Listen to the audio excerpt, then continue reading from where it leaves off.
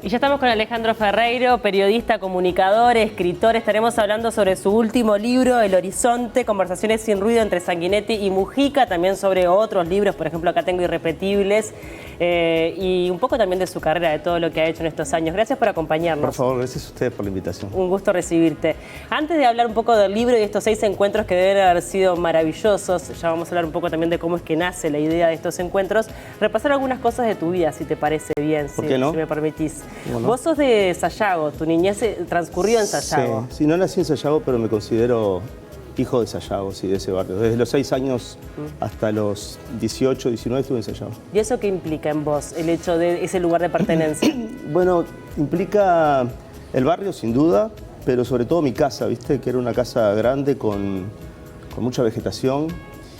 Una casa que cuando la compramos estaba muy abandonada. Mis padres se metieron en ella pagando las cuotas durante... Creo que cuando la vendieron no la habíamos terminado de pagar, pero fue un lugar de experimentación. Estaba bastante mal el jardín, que era muy grande, no se sabía. Sabíamos por el plano que llegaba hasta allá, pero hubo que ir podando y una selva. Y eso para mí fue una locura, ¿no? De ahí para adelante, mucha cercanía con las plantas, los árboles, casas arriba de los árboles, juegos salvajes y animales, muchos animales. 3 hermanos ustedes, ¿verdad? Éramos 3 hermanos, sí. Bien. Ahora somos 2, falleció la hermana, pero... Falleció muy joven, además. Falleció muy joven, apenas nos fuimos de Sayago. Falleció con 26 años, yo tenía 20 y mi hermano Fernando tenía 6 menos. Nos llevamos 6 años todos, nos llevamos 6 años. ¿Y el vínculo cómo era de niños, al menos? Y bueno, ¿estaba eso creativo? Los 6 años es importante en el vínculo, porque viste que ahora 6 años hasta edad no, pero fíjate que yo tenía 10, mi hermano tenía 4. Claro, sí, sí. O sea, llega un momento en que jugábamos y un momento en que yo empiezo a ser alguien que se quiere... Otras cosas. Se quiere desprender un poco y a su vez le pasaría lo mismo a mi hermana. Los tres distintos, creo que los 3 cercanos a la naturaleza, pero con el desarrollo del tiempo libre distinto. Claro. Algunos más tirados a la vegetación, mi hermano al mundo de las plantas. A mí eso me gusta, pero no tanto como para que eso sea el centro de mi vida. Lo mío era más como el pensamiento, la música, la creación y la imaginación sobre todo, ¿no? Sin lugar a dudas, lo creativo es lo que ha marcado tu vida a nivel profesional. Sí. De chico me enteré que querías ser o actor o músico. Sí. Y bueno, músico sí, lo seguís desarrollando hasta el día de hoy. Lo sigo desarrollando, llegué a dedicarme un poco a la actuación. El tema es que antes que eso quise ser inventor y químico y... El tema es que, claro, creo que todo lo que quise ser terminó de alguna manera acompañándome y en vez de profundizar empecé como a ampliar el camino porque, por ejemplo, la actuación la dejé porque tenía que estudiar y quería estudiar, hacía dos carreras y tenía otras cosas y el deporte también me acompañó mucho hasta los 20 años con él y como que vas priorizando. No sé, creo que a lo mejor si viviese de nuevo haría todo lo mismo, pero a lo mejor se invertirían algunas priorizaciones, ¿viste? Claro. Y estaría más volcado a una cosa que a otra. No lo sé. No sabes. Pero todo lo que hice me gustó y todo lo que hago me gusta y eso es, para mí es central. Es un montón, totalmente. Es demasiado. Sí, sí. Ahora, en el periodismo encontraste capaz que ese lugar para poder curiosear por diferentes ámbitos, ¿no? Yo cuando tuve que decidir qué estudiar pensé que... De hecho recuerdo una charla con mis padres explicándoles que mi intención era agarrar el embudo al revés y meterme por el agujerito chiquito para ampliar y no tratar de colocar todo o concentrar en una sola cosa toda mi energía.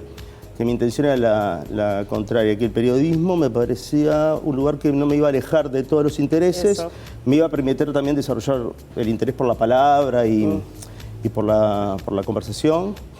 Y bueno, y así empecé, pero claro, lo que terminó sucediendo es que me he ido alejando del periodismo activo para poder pasar del otro lado del mostrador en una serie de disciplinas que me interesan, o de oficios. Me gusta pensar que son más oficios lo que me gusta. Sí, vinculado con lo creativo, con el arte. Siempre con lo creativo. Sí. Bueno, ¿hiciste Bellas Artes también? Hice Bellas Artes, hice comunicaciones. Tuve un pasaje por la escuela de música, después la abandoné, después estudié de forma privada. Y básicamente he sido un autodidacta en casi todo a posteriori, ¿no? Bien. Me gusta mucho la idea de armarte tu propio programa de estudios. Está bueno. Me doy cuenta que lo he hecho antes de darme cuenta que lo estaba haciendo. Está bien. Siempre fue así.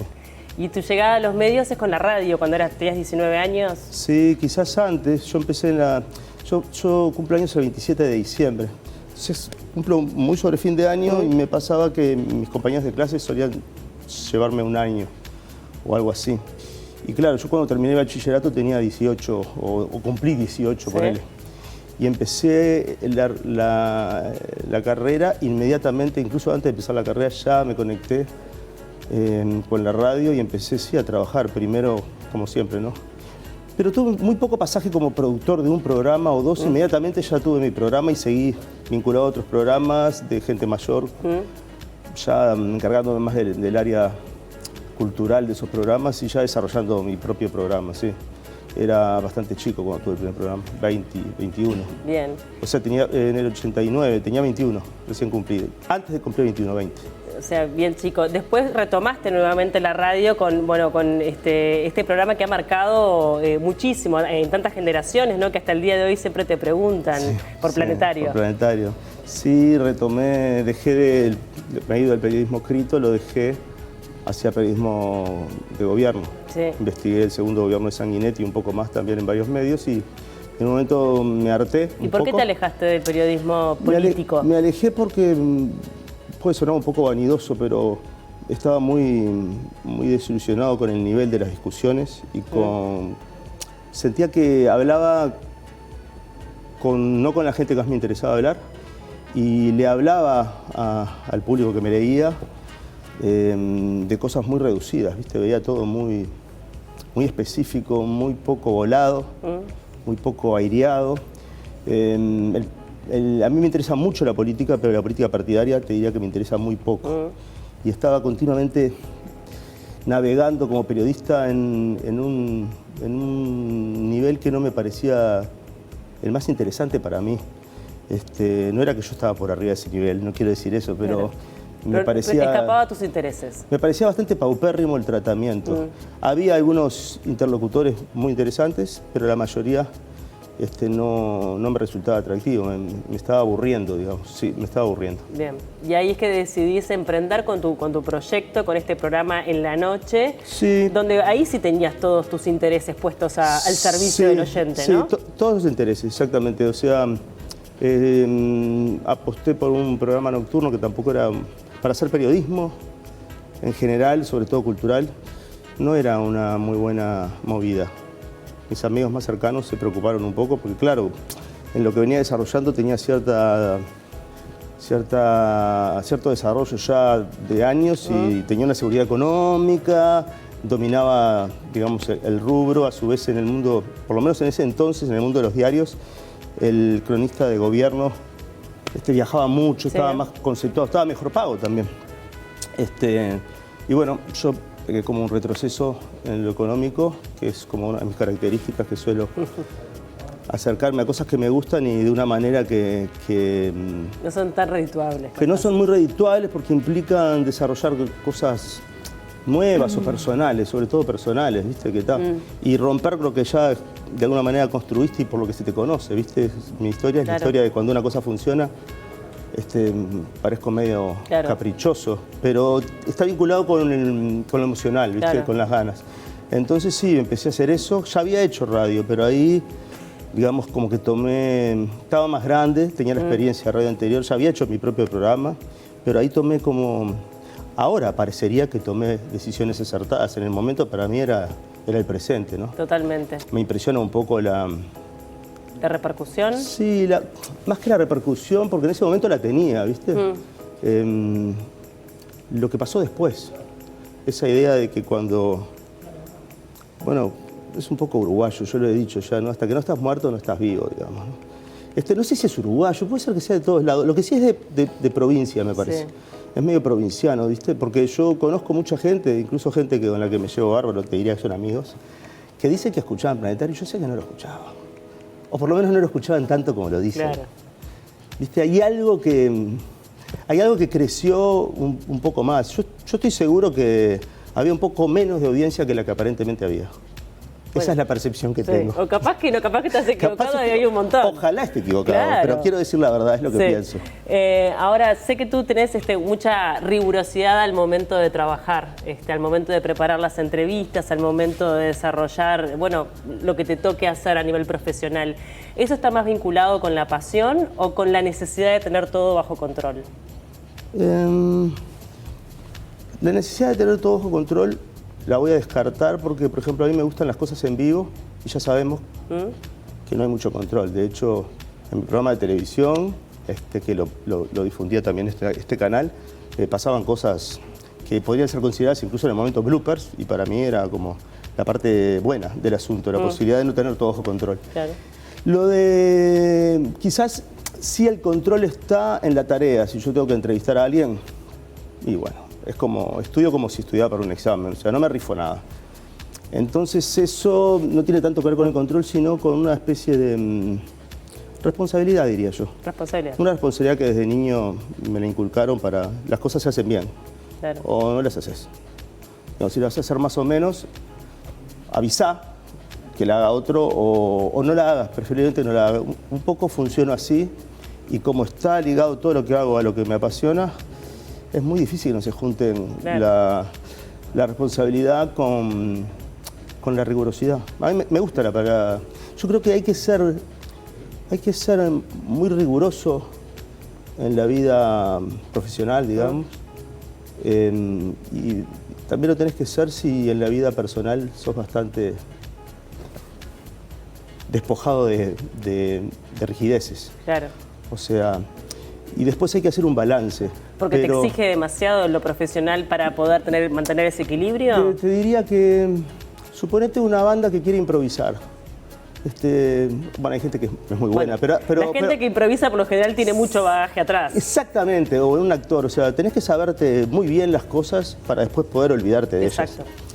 Ese procedimiento, de alguna manera, lo he ido aprendiendo con la experiencia y funciona así, ¿viste?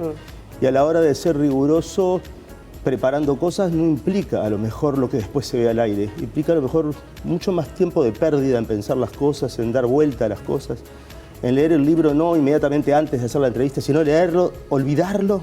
Claro.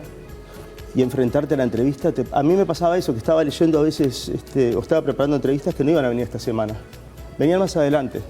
Y en ese tiempo que me olvidaba, obtenía también como una maceración de los pensamientos y creo que esa puede ser una de las claves por las que haya disfrutado tanto yo haciendo eso, disfrute tanto.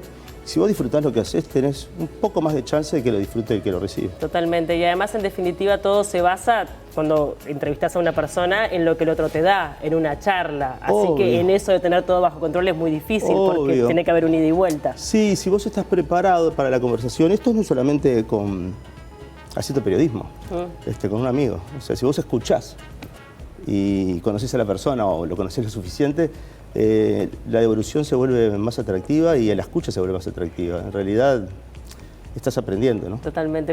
Te escuché decir en alguna entrevista eso de que a vos lo que te gusta, en definitiva, es generar conversaciones. Y me pareció muy agradable eso, muy Te diría lindo. un paso antes. A mí lo que me gusta es conversar y eso es lo que más me gusta. Pero cuando hago mi obra, la conversación la planteo yo. Bien. Me gusta generar la conversación. Sí, claro. Una cosa, cuando hago una novela, quiero conversar, pero de esto. Sí, sí. Eso es lo que propones, está clarísimo. Ahí te propongo otra cosa cuando estás en una entrevista o en una conversación como esta. Sí. Estoy dispuesto a proponer y también dentro del ámbito del que estoy escuchando, digamos, ¿no? Y que vine a escuchar, sobre todo. El ida y vuelta. Hablemos ahora un poco de tu desarrollo como escritor. Sé que ahí Mario Lebrero ocupó un lugar importante, fue como un impulsor para vos, además de ser tu amigo. Sí, circunstancialmente yo lo entrevisté. Antes de entrevistarlo hemos tenido un intercambio por mail. Esto puede parecer demasiado o bastante, pero en aquel entonces no, porque recién había surgido el mail y tuvimos un intercambio y él me hizo unos comentarios que no vienen a cuento sobre cómo yo escribía los mails y me citó. Y bueno, empezamos a tener un vínculo así como amistoso. Me preguntó si yo escribía algo, le dije que estaba escribiendo una novela, lo cual era parcialmente falso. Era una canción que había crecido y yo se me estaba yendo y como que tomé eso como la posibilidad de que me diera algunos piques y me dijo, bueno, la semana que viene me la tenés que traer. y me encerré y escribí rápidamente el 80% de lo que iba a ser mi primera novela. A él le gustó, se encargó de que se publicara y escribió el prólogo. Eso fue como demasiado y creo que también es un momento en que me siento un poco responsable de cargar con ese regalo, porque yo sentía mucha admiración por él, después la sentí más y bueno, y la verdad que desde que Mario falleció se ha convertido en un personaje, ya lo era, pero se ha convertido mundialmente en una persona muy conocida y bueno, de alguna manera también, ahora que me preguntes por él, no es lo mismo que si me lo hubieras preguntado antes. Totalmente. Para mí sí, pero a los efectos no lo era. Totalmente. Y eso fue lo que me motivó a rápidamente escribir otra y otra para mostrárselas. Y después de ahí ya no me detuve. De hecho, dejé el periodismo, dejé de trabajar primero en el periodismo, después en la radio para escribir. Claro. O sea, yo dejo Planetario y me dedico totalmente a la escritura. ¿Y sos de releerte? No lo hago. Tengo un amigo, Diego, que me hace unas bromas muy interesantes. Cada tanto intercambiamos, ¿no?, frases. Estoy leyendo algo, le saco una foto, ¿no? Y a veces me manda cosas y yo, qué divino! ¿Y qué es? Y son cosas que escribí yo, ¿viste? Que él sabe que yo las olvido. No soy releerme, me saca fotos de pedazos. Por ahí pedazos de libros descontextualizados caigo siempre, ¿no? No me doy cuenta. Y a veces lo que leo más es mientras estoy en el proceso. Claro, bueno. Sí, pero lo que pasa que... Pero eso es inevitable en el proceso releerte, Sabes que sí, pero lo leo... No, lo que quiero decir es que leo en el proceso cosas que por ahí están terminadas, no publicadas. Lo que no releo es lo publicado. Pero, por ejemplo, terminé, viste, este material, es un libro de poesía, tiene 50 poemas, está terminado, lo voy a dejar descansar. Pero me pongo a hacer otra cosa y robo, viste, saco de acá, desarmo. Vivo desarmando te autorrobás, cosas. No pasa nada. Vivo igual. desarmando cosas, sí. Vivo desarmando cosas. Muy bien. También a veces me cito a mí haciendo trampa y pasa. Está muy bien. Bueno, hablemos un poquito del libro, de este último libro, El Horizonte, Conversaciones sin ruido, entre Sanguinetti y Mujica.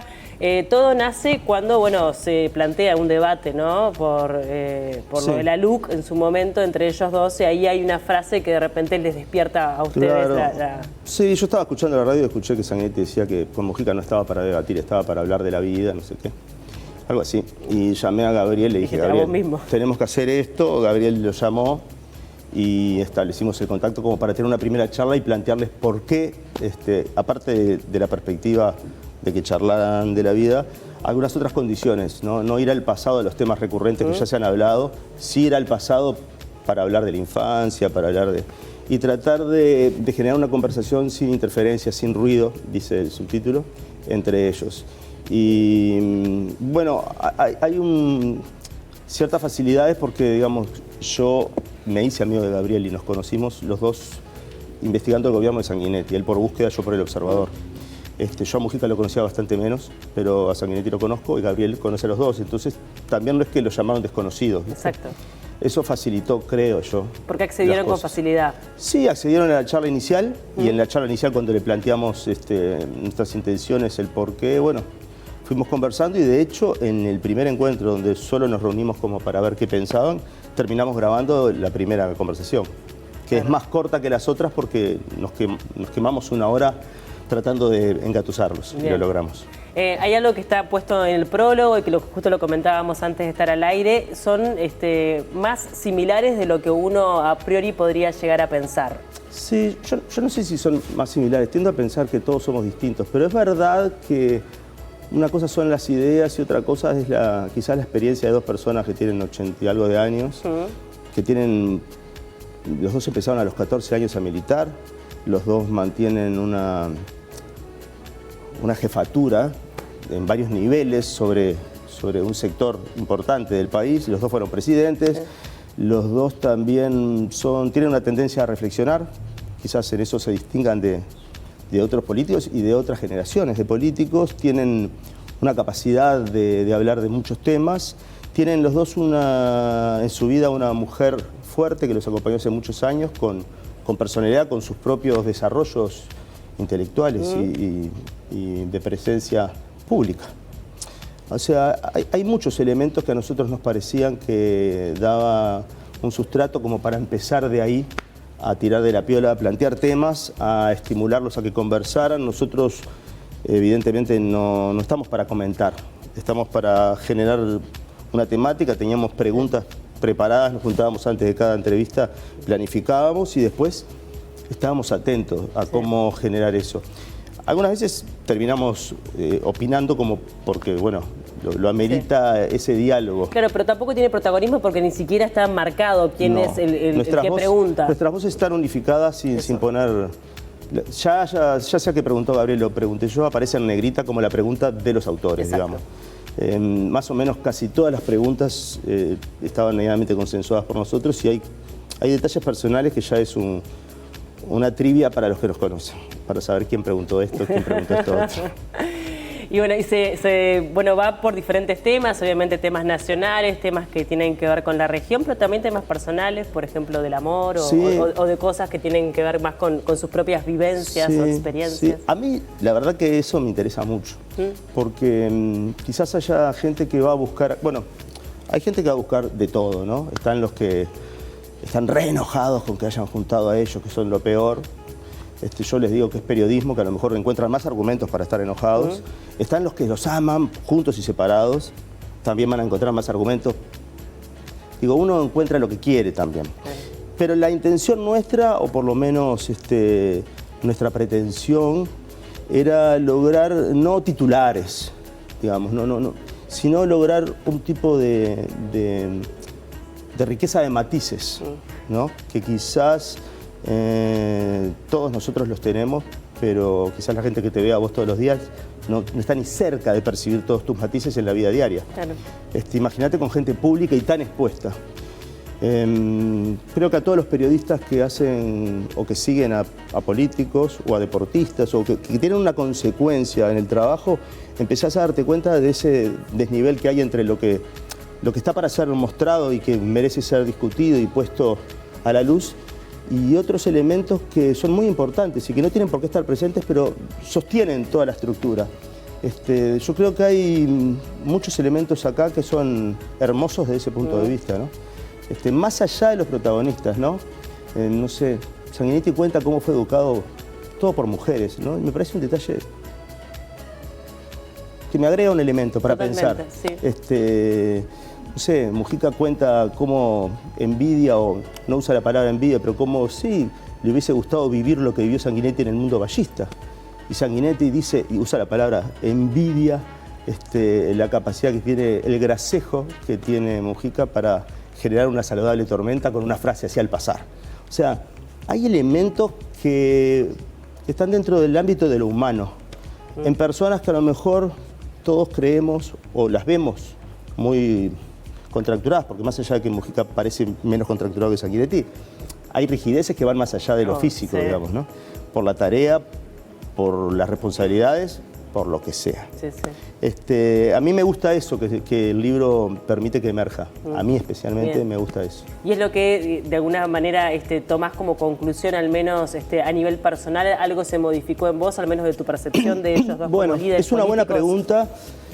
Ayer me hicieron esa pregunta, un amigo me hizo esa pregunta, y te diría que yo quizás no iba tanto a la búsqueda de grandes novedades, de grandes misterios revelados, pero insisto en esto de los matices. Sí vi durante 6 martes consecutivos cómo el vínculo entre ellos y también con nosotros iba adquiriendo el vínculo de 4 personas que se juntan en la sala de espera del dentista 4 semanas, 5 semanas, 6 semanas. Llega un momento en que, ¿viste? ¿Cómo andás? Nos aflojamos, nos tiramos así, hay chistes, ¿no?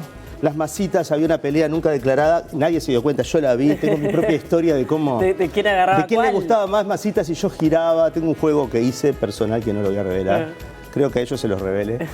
Pero empezás a ver eso, a mí eso me parece encantador y me parece que el libro logra captarlo, transmitir eso sin tener que apelar a decir risas, silencios, ¿viste? O sea, que la propia coloquialidad del asunto le permite al lector decir, ¡ah, qué divertida esta parte! Bien. ¿No? Porque hubo muchas risas también.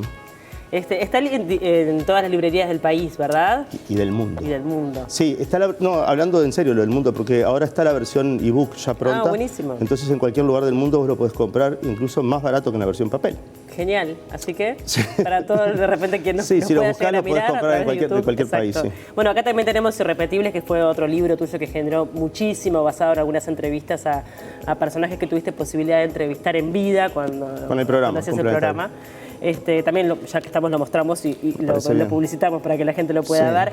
Hablamos un poquito de tu podcast antes de despedirte. Estás haciendo un podcast nuevo que me parece muy interesante. No lo escuché todavía, pero lo voy a escuchar. Sí, es lo más cercano a contestar la pregunta cuando volvés a la radio, digamos. Nunca, o sí, no sé, pero esto... Es distinto. Sí, es totalmente distinto, pero tiene la palabra, las músicas. Se llama Ministerio de Relaciones Interiores. Remite a que todos tenemos un Ministerio de Relaciones Interiores con un montón de funcionarios que se llaman como nosotros, más los amigos y las voces, y vos sos una especie de ministro de lo que sucede dentro de tu cabeza. Entonces, ese artefacto, ese dispositivo, me permite hablar de cualquier cosa, de la soledad, de la exageración, de la curiosidad, y sale los jueves. Terminó la temporada se parte en dos. La primera parte son 6 que ya salieron y a partir del jueves que viene empieza el 7, 8, 9, 10 hasta 12 hasta terminar la temporada. Buenísimo. Así que quien está quiera, en Spotify, sí, está en la plataforma de Magnolio, que es la sede del podcast. Y está en todas las plataformas. Genial. Bueno, antes de despedirte tengo una duda. ¿Qué es el Laboratorio del Entusiasmo? Qué buena duda. ¿Podés vivir con una duda? No la vas a revelar, ¿no? Sí, no, el Laboratorio de Entusiasmo es una cosa que sucede en mi casa. Es 1 a 1, por ejemplo, no es grupal. Sí. Y las personas van ahí a desarrollar su parte creativa, ya sea que la identifiquen, que quieran encontrarla, que tengan una cosa trancada. Algunos quieren escribir, otros quieren hacer música, otros quieren... Bien. Y yo lo que hago es genero un programa individual para cada uno y me reúno una vez por semana, bastante tiempo. Y se trata de eso básicamente. De despertar la creatividad. No se cuenta qué pasa ahí porque a su vez... Porque vi que era medio secreto, por eso viste... No es tanto secreto como que no tiene mucho sentido que diga más que eso, porque después como yo hablo con la persona, claro, lo que genero es una cosa a medida de esa persona, o sea, ni siquiera es trasladable a otra persona, ¿viste? Pero se trata de desarrollar la creatividad. Sí. Me encantó. Bueno, Alejandro, muchas gracias por acompañarnos, un gusto recibirte. Muchas gracias y muy linda charla. Gracias, igualmente.